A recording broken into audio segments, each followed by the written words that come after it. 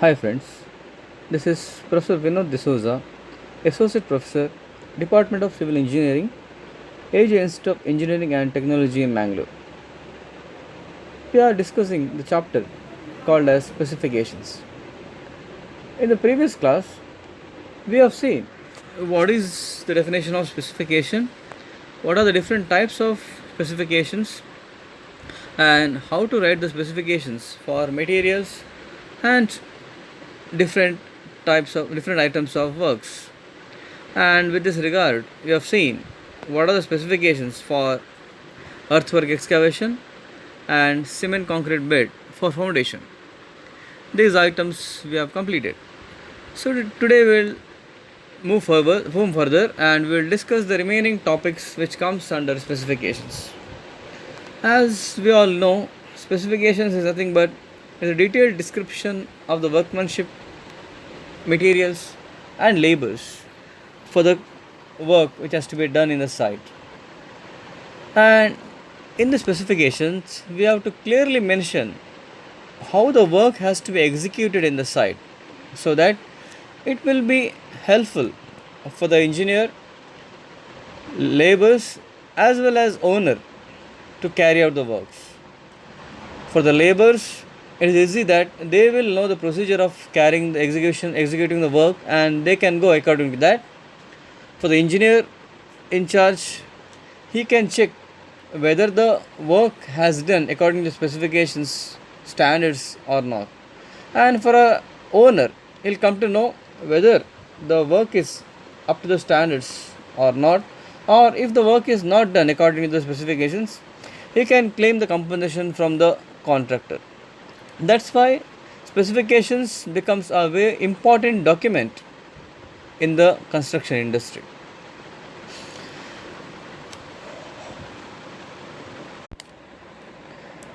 In today's class, let us discuss the topic called as first class brickwork. In the first class brickwork, we are using the bricks of first class, that means quality bricks we are using, and along with the bricks we required cement mortar, and for this we required cement, sand and water which has to be added. So the specifications we have to write, first we have to write about the materials, that means what are the qualities of materials required to be used. We have to write about the bricks, we have to write about the cement, sand as well as water. These four items we have to include in the materials. Then we have to go for the workmanship. In that we have to write step by step procedure how to construct the first class brickworks. So let us see how to write the specification for this term. And we'll start with the materials. Since it is a brickwork, so first we have to write about the bricks, and while writing the bricks, it should be brick shall be first class of standard specifications. Always we have to write the first class brickwork with standard specifications, and that means when we are calling the bricks as first class brickwork, it will have certain standard specifications. Again, we don't have to write all these things. When you write the term first class, it normally indicates whatever specifications are there for first class, all these terms should be included. And the brick should be regular in shape and size with sharp edges. They shall be of uniform deep red cherry or copper color, free from cracks, chips and flaws and lumps of any kinds. Dry brick shall not absorb more than 1/6 of their weight when immersed in water for 1 hour. This is the important property of the bricks, because when we construct the brick masonry, we are using the cement mortar, and for cement mortar we will add certain amount of water and it will become a paste. Now if bricks are absorbing more water than whatever cement mortar we are applying on the surface of the bricks, all the water will be absorbed by the bricks and the binding capacity of the mortar will be reduced. That's why we have to see that dry bricks shall not absorb more than 1/6 of their weight when immersed in water for 1 hour. Bricks shall have a minimum crushing strength of 105 kg per square centimeter. and this can be tested in the laboratory. If you have any doubts, we can take minimum 3 bricks to the laboratory. We can find the crushing strength by using the compression testing machine, and we can test whether the bricks are having that much strength or not. So these are the properties which we have to write about the bricks. Then the properties regarding the cement mortar, and to prepare the cement mortar we require cement and sand. So while writing the properties for cement, cement shall be fresh Portland cement of standard quality. Again, we don't have to write the brand name, which brand of cement should be used, that should not be written. We can write only the fresh Portland cement of standard quality. And sand, by writing sand we have to write sand shall be medium coarse, clean, sharp and free from clay, mica and other organic matters. It should be free from all this organic matters. And water, when we write about the water we can write only one sentence: the water which is fit for drinking can be used for construction. That is only the specification available for water.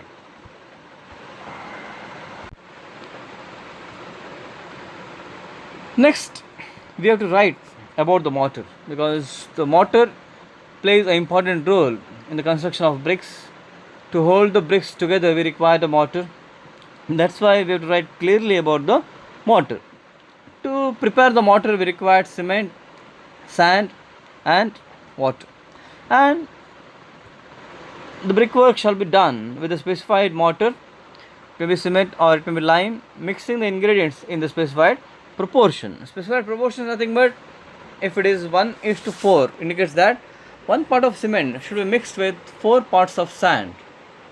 If it is 1:6, it indicates that 1 part of cement should be mixed with 4 parts of sand. If you are taking in terms of bags, say 1 bag of cement should be mixed with 4 bags of sand, or 1 bag of cement should be mixed with 4 to 6 bags of sand. That is called as a proportion. So sand shall be measured on the basis of its dry volume. This is important, because if the sand is having some moisture, then there will be an effect of bulking, and because of that whatever water we are adding, the quantity will be changed. So in order to do that, we have to see that the sand should be measured on the basis of its dry volume. If at all it is wet, if at all moisture content is there, then sufficient margin has to be taken for the bulkage. Materials of mortar shall be mixed dry till the uniform color on a solid, clean, watertight platform, and then mixed wet at least 3 times by adding water gradually and evenly. So whatever specified quantity of cement as well as sand, they has to be taken first, and first the sand has to be spread over a watertight platform, and above that cement is spread evenly so that it covers the entire area of the sand. Then slowly it has to be mixed dry so that a uniform color is formed. After that again it is spread and specified amount of water is added, and then we have to mix thoroughly 3 times so that we will get a even paste. This is the specifications about the mortar.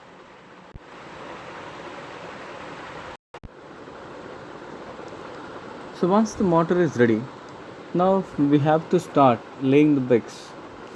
So but before laying the bricks, we have to take certain precautions regarding the bricks. We have to soak the bricks in the water for at least 4 hours before we are using it, so that the bricks should absorb the required amount of water. Otherwise what happens is, if the bricks will not absorb the water during construction, the bricks will absorb the water from the cement mortar, and because of that the cement mortar loses its strength. That's why, to make sure that the bricks will not absorb the water from the mortar, we have to soak the bricks in the water for at least minimum 4 hours. So once the bricks are soaked in water, then we have to remove those bricks and we have to stake it on a clean platform or wooden planks to avoid any contact with the mud. Again, we cannot keep the bricks directly on the construction site. We have to keep them on a clean platform, or we have to keep them on a wooden plank so that the dust or mud will not come in contact with those bricks. Later, these bricks can be used for the construction.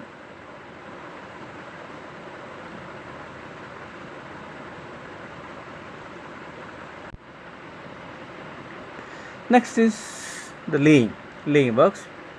So bricks shall be of English bond unless specially mentioned. Normally the construction for walls or any other, we are using English bond because it is simple and strong. But in case of Flemish bond, what happens is the construction will be slightly difficult, will require skilled labor, so much care has to be taken. But here English bond is simple, that's why for normal construction we are using the English bond. If it is particularly specified that the construction brick masonry has to be carried out by using Flemish bond, then we have to adopt the Flemish bond. Unless specified, we can go with the English bond. So while constructing the brickwork shall be true to line, plumb, and laid through with joints not exceeding 6 mm thickness for cement mortar and 10 mm thickness for lime mortar. Okay, so whatever bricks are constructed, we have to check the verticality by using the plumb, and we will see that the brickwork will be true to line and laid with joints not exceeding 6 mm thickness for cement mortar and 10 mm thickness for lime mortar. Each course of brick shall be laid quite levelled and perfect in bond, well bedded with frocks upwards and flushed in sound mortar. You would see that the brickwork is carried out with perfect bond so that the joints will not come directly above each layer, and the mortar should be flushed so that the joints will be perfectly sealed. No bats shall be permitted. Bats are nothing but it's a piece of bricks. Sometimes these bats are required to create the bondings or to avoid the joints. So no bats shall be permitted except where absolutely required for obtaining the specified bonds or dimensions of different courses. Otherwise, we have to avoid these bats, and as far as possible, we have to use the full bricks for the construction. Brickwork shall be carried out together so as to maintain as far as possible uniform height of not more than 1 meter at a time. In a day's work, we have to construct the brick masonry only for a height of 1 meter, and that 1 meter for entire room or entire buildings. We have to see that the brickwork will be carried out together so as to maintain as far as possible uniform height, and the maximum height is only 1 meter. We should not construct 1.5 or 2 meter at a stretch. All mortar joints on the surface of the walls shall be raked to a depth of 12 mm in case where the walls are going to be plastered with mortar. Okay, when the mortar is green itself, we have to rake the joints to a depth of 12 mm so that the joints will be free and clean from loose and adherent mortar by using brushings. So whatever loose mortar is there from the joints, we have to remove it, and we have to see that the joints will be free from loose mortar and other things. Mortar of the proper consistency only should be delivered on the work, and subsequent shining off with water is if required shall be provided. So whatever mortar we are using, it should have a proper consistency so that it will be inserted inside the joints and the joints will flush it. If the mortar is slightly dry, we can sprinkle the water and we can make it paste so that it will hold the joints together. The figure shows the first class brickwork which is done by using Flemish bond and English bond. You can see here, in case of English bond,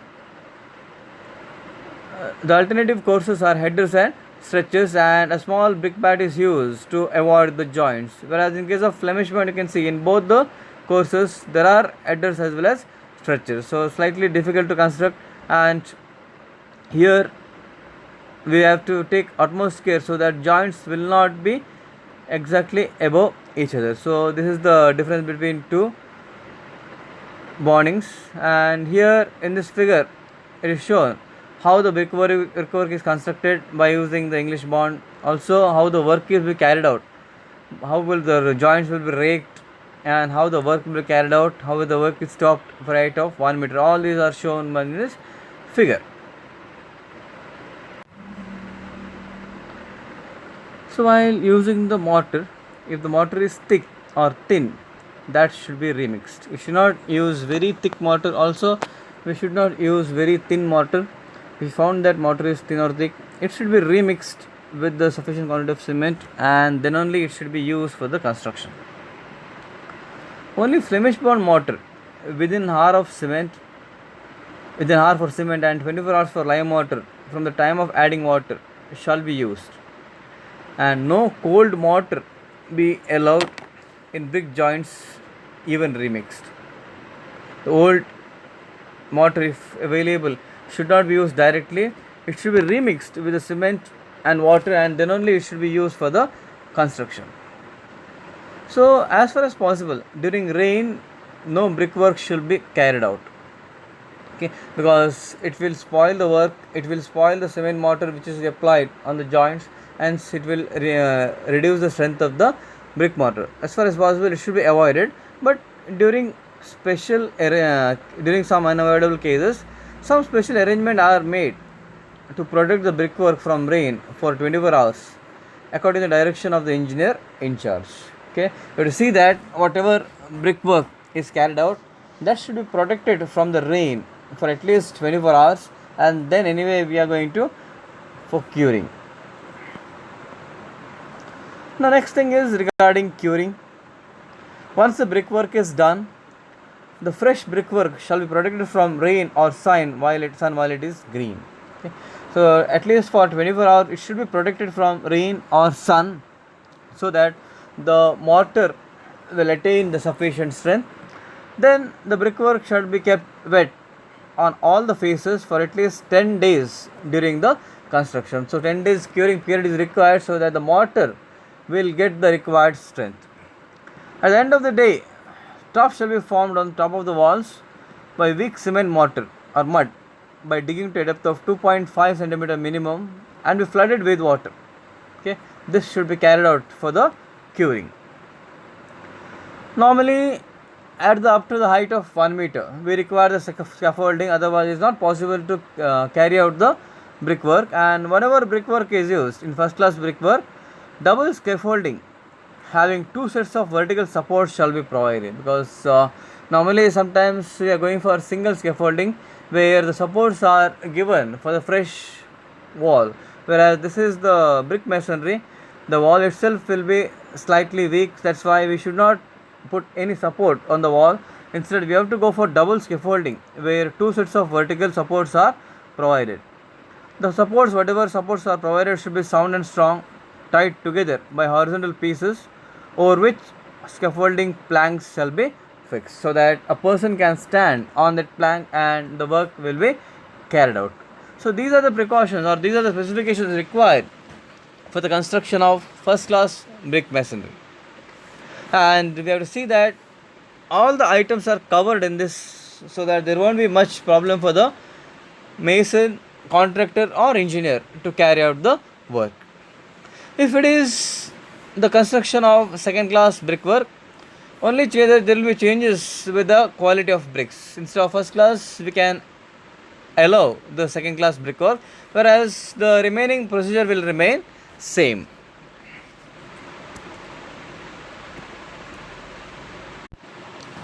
So once the foundation is done, the next item to be discussed is called as earthwork infilling. So normally once the masonry is done up to plinth level, then we have to fill the remaining space which is left out by using the good quality of earth.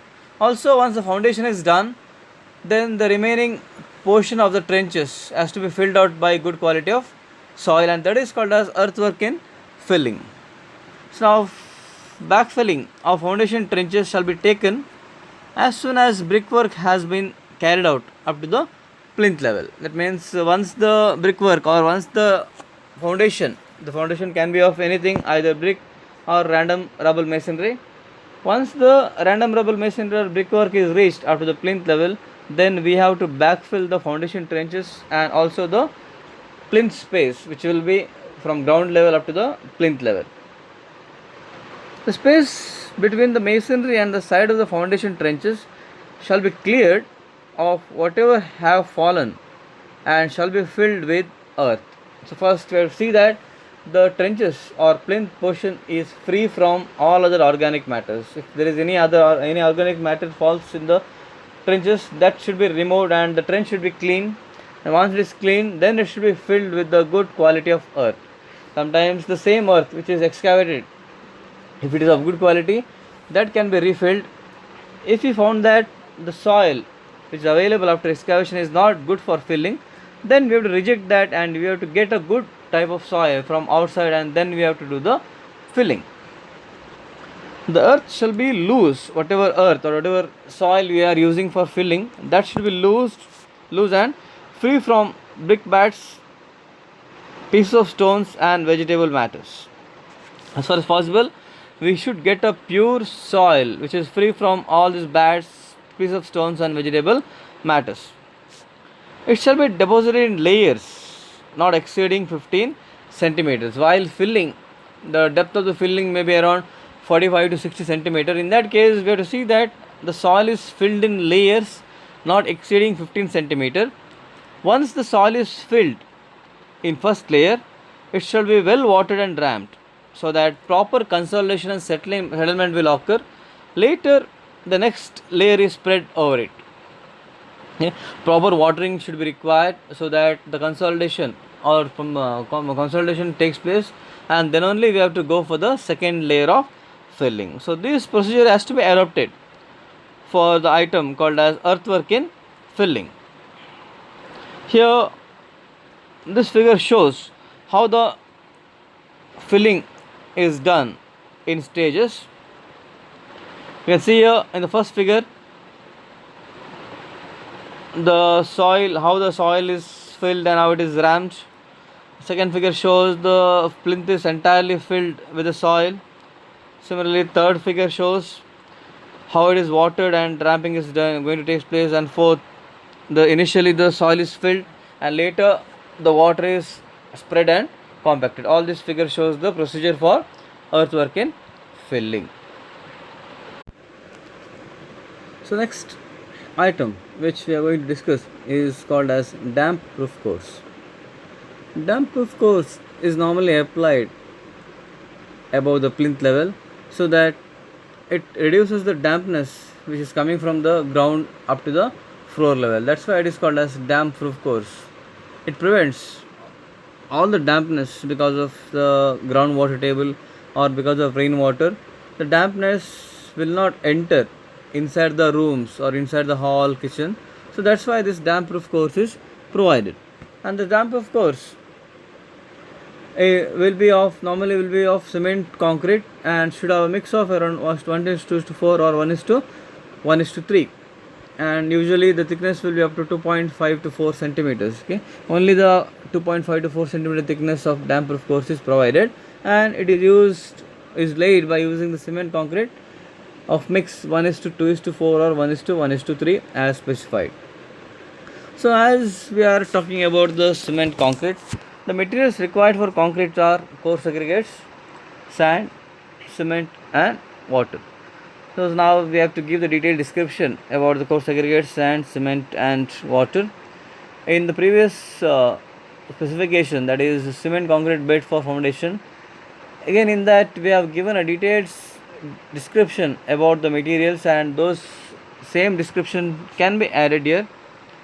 Regarding the coarse aggregates should be of clean, hard and dense stone chips 12 mm down and shall be washed before use. Here the size of coarse aggregates used are only 12 mm down size. We are not going to use larger size more than 12 mm because thickness is less here. Thickness will be only 2.5 to 4 centimeter. That's why only smaller stone chips are used, and whatever small chips are used, they should be washed, because since we are using the smaller diameter chips, there are chances that it will contain more dust. That's why it should be washed before use. Sand shall be clean, sharp and coarse of average 5 mm size, and it should be free from dust, dirt and screened before use.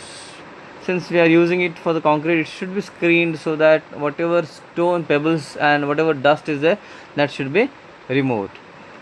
Cement shall be fresh Portland cement. Again, we are not going to specify the brand.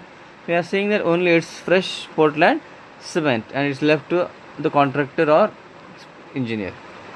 All the materials in use, including waterproofing compound, shall be of their respective standard specifications. Since it is damp proof course, so some chemicals can be used for the construction, and whatever chemicals is specified in the specifications, that should be used. And finally, water, again I'll tell you, water which is fit for drinking purpose can be used for the constructions. So this is the detailed specification regarding the materials. The sketch shows the details of damp proof course. Here you can see that this is the damp proof course which is provided so that dampness will not enter the house. And here in the second sketch it is shown that how the damp proof is provided above the plinth level by a thickness of 2.5 to 4 centimeter, and top is leveled so that the masonry can be carried out above the damp proof course. So we'll see the procedure now how the damp proof course is carried out. First, mixing. Since it is the cement concrete what we are using, so we have to mix the materials, that is coarse aggregates, sand and cement along with the water. The procedure of mixing is as follows.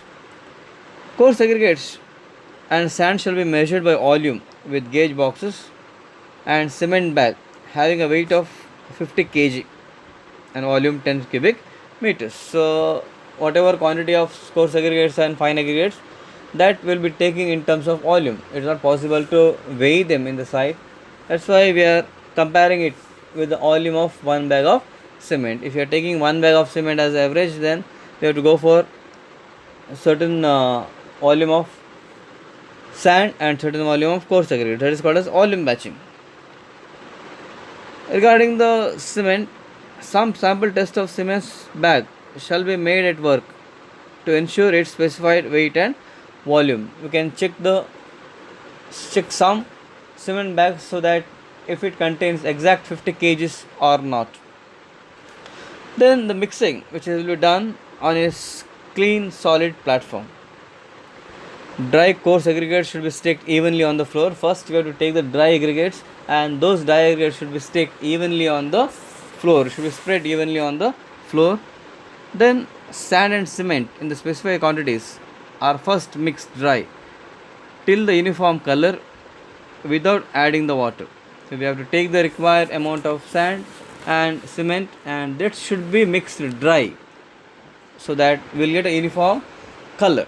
Once we'll get a uniform color, then it should be spread over the coarse aggregates evenly, and then the water is added. So before adding the water, it has to be mixed once, and then at least further 3 times it should be mixed after adding the required amount of water, so that it gives a uniform concrete. Then along with that we can add the waterproofing compound, maybe a Pudio or Seco or whichever specified by the engineer. That has to be mixed, that is 5 to 3% by weight of cement as specified shall be mixed in the concrete to make it waterproof. Lot of chemicals are available in the site, in the market, so we can choose whatever specified in the specifications, and those particular admixtures or waterproofing compound should be added in the concrete. Sometimes it's available in terms of liquid, and certain amount of liquid is mixed in the water, and then it should be added to the mix, and it should mix thoroughly so that waterproofing compound mixes thoroughly with the entire volume of concrete which is prepared. Coming to the preparation of base, the top of the wall on which damp proof course is to be laid shall be constructed with bricks on edge or with the frogs of the bricks down. Okay, this should be care should be taken where we are going to provide the damp proof course.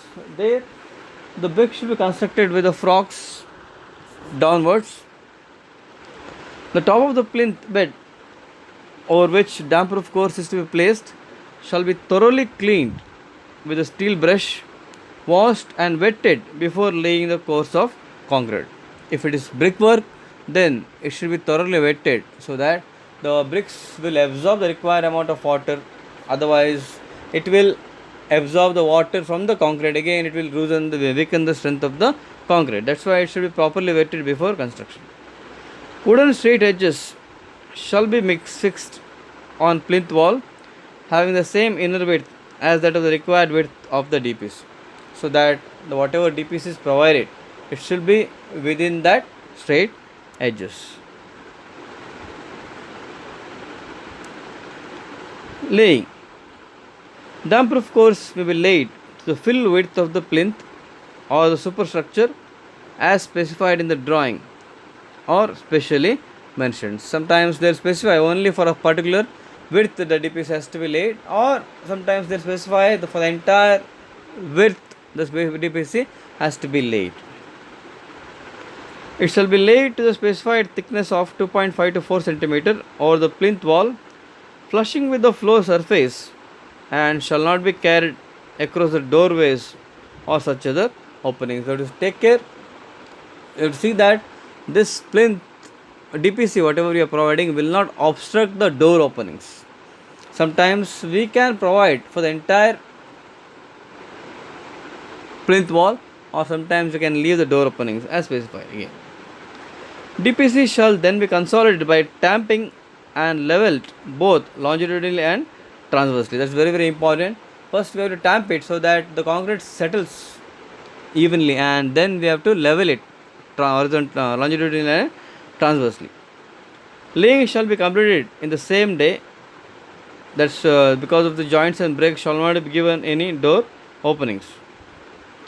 The surface of the concrete should be roughened and checkered when it's dry to form a key for the joint at the wall above. So once the laying is done, then it should be properly cured. Damp-proof core shall be kept wetted for at least 7 days after laying if the brickwork is not ready to proceed further. Okay, we have to give a curing of minimum 7 days so that concrete will attain the required strength. Then only we have to carry out the masonry work. But in any case, no brickwork shall be commenced on the freshly laid damp-proof course unless the DPC has been flooded with water for at least 48 hours. Sometimes there will be an emergency in constructing the walls. In that cases, the brick DPC shall be thoroughly flooded with water for minimum 48 days, and then only the work will be carried out. Still, if the work is carried out, the DPC shall be constantly wetted, kept on wetting, so that concrete will attain the required strength. Alternatively, the damp-proof course may also be 2 cm thick layer of cement mortar 1:2 mixed with waterproofing compound with 5% podio by weight of cement. Sometimes instead of going for cement concrete, the damp-proof course also can be laid by using only cement mortar with a ratio of 1:2, a strong ratio. There is 1 part of cement which should be mixed with 2 parts of sand, and then a strong mortar paste is prepared, and that can also be used as a damp-proof course.